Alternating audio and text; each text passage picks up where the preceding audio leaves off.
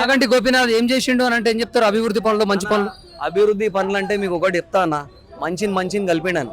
చిన్న లాజిక్, కులం మతం భేదాలు లేకుండా ప్రతి ఒక్క పండుగని అందరినీ కలిపి మెలిపి చేసి ఒక దగ్గర తెచ్చిండు. సింపుల్. ఇదొకటి మనుషులకి ఇది ఒకటి చాలన్నా.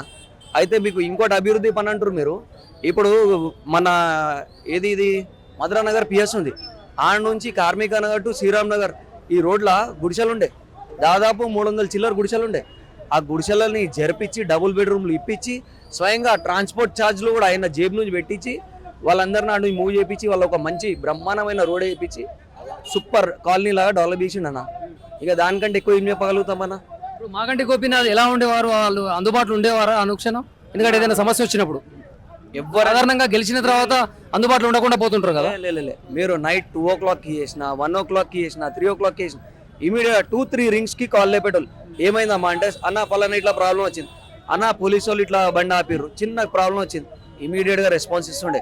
అగర్ ఆయనతో కాకపోతే డైరెక్ట్ వచ్చేసినోడు పిఎస్కి. అంత మంచి వ్యక్తి ఉండే ఆయన. కానీ వాళ్ళు ఏం చేస్తాం, దురదృశ్యం కొద్దిగా లేకుండా పోయిండు.